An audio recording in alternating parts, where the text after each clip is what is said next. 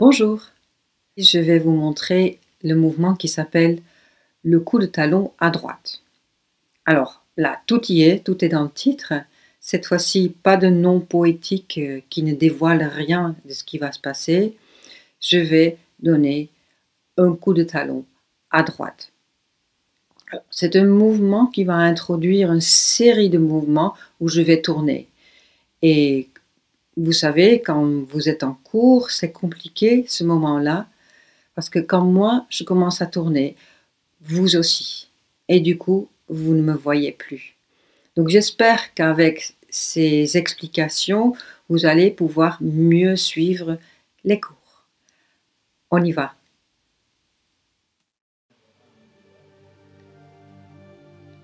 Je vous montre le mouvement d'avant, séparer la crinière du cheval sauvage. Puis je fais un mouvement préparatoire en forme de cercle. Puis, je donne un coup de talon.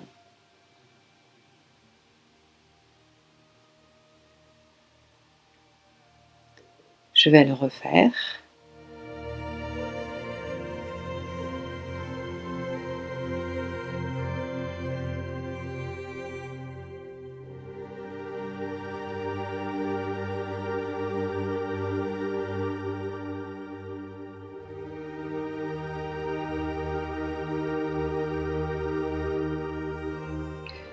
Vous voyez que ce sont des mouvements qui font appel à mon sens d'équilibre.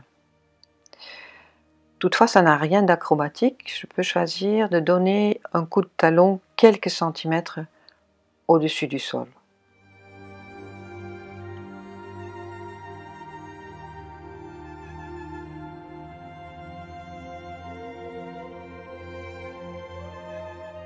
Je vais donner quelques précisions pour les mains. Comme vous voyez, je vais glisser ma main par-dessus de l'autre. Je le montre plusieurs fois. Et après avoir glissé ma main, je vais la tourner.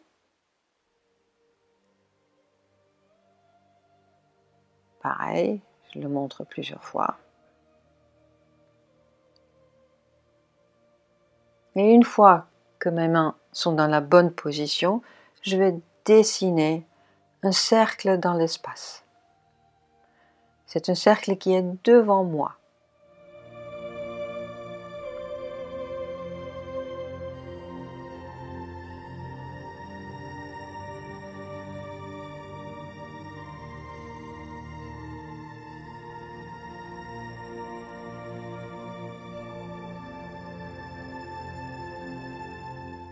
Une fois que j'ai terminé le cercle, je vais de nouveau changer la position de mes mains. Les deux font face au sol avant de s'écarter pour accompagner mon coup de talon.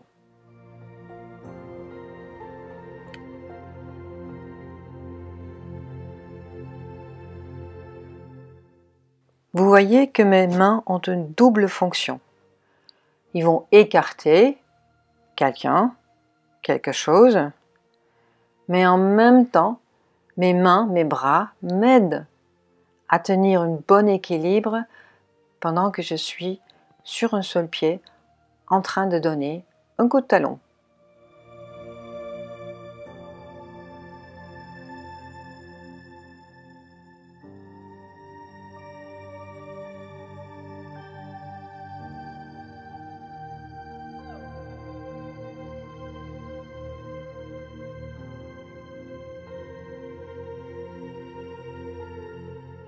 En ce qui concerne le déplacement, vous allez voir que je fais un petit pas vers l'avant, je libère ma jambe droite et je frappe avec le tranchant de mon pied.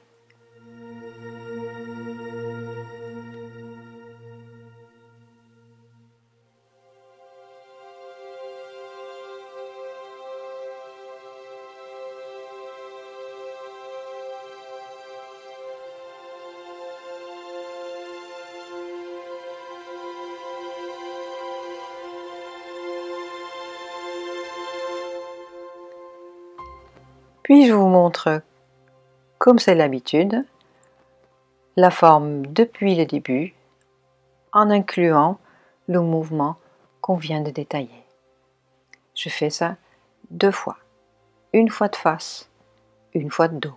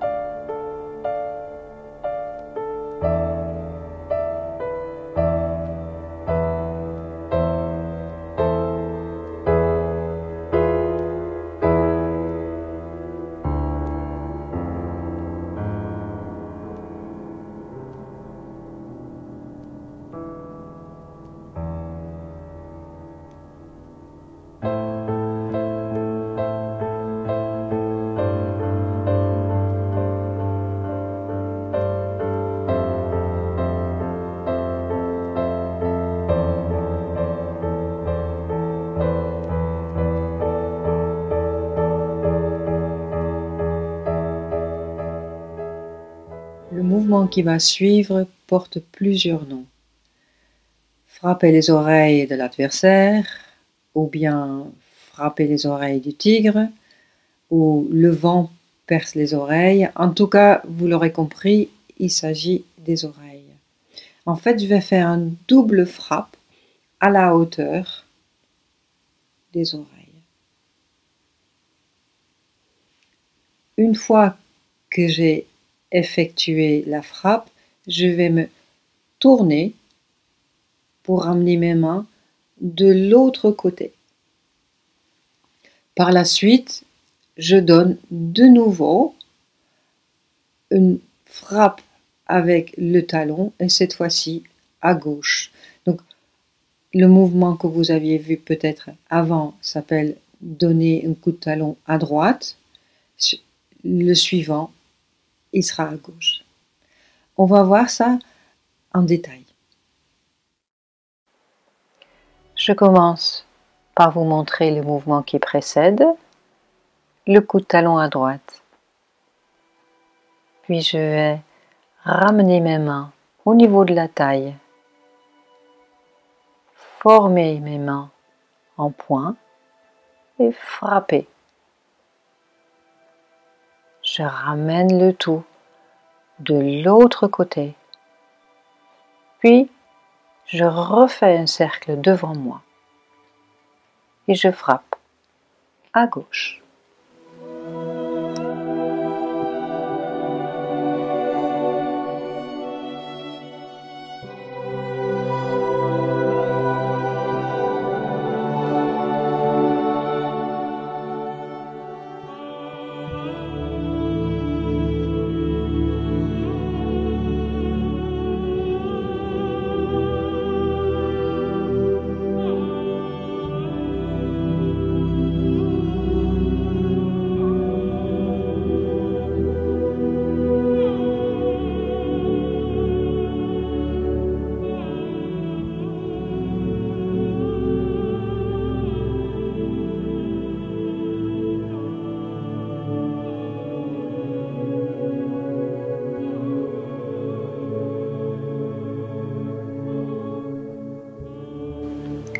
Je le refais une troisième fois. Il y a un cercle suivi d'une frappe. Je ramène les mains. Je fais à nouveau un cercle, mais cette fois-ci au niveau horizontal. Ce cercle horizontal, je l'amène de l'autre côté. Cercle, plan vertical, frappe.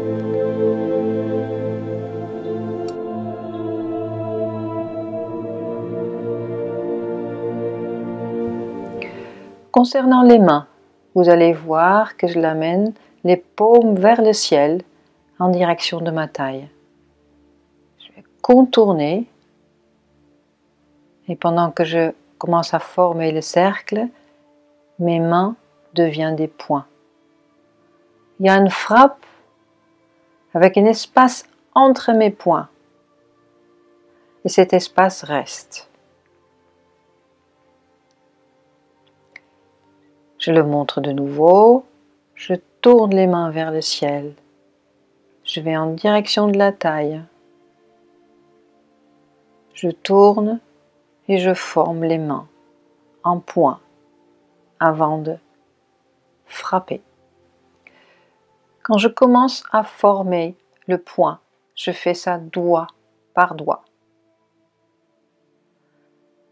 En même temps, je fais attention de ne pas serrer le poing. Il y a un petit espace entre la paume et les doigts. Je ne vais pas serrer, mais garder un espace. Là, je vais montrer deux façons de se déplacer. Il y a la façon académique, il y a un petit pas vers l'avant. Je me balance vers l'arrière pour alléger le pied qui va tourner. Je prends appui sur la jambe qui vient de tourner et je frappe.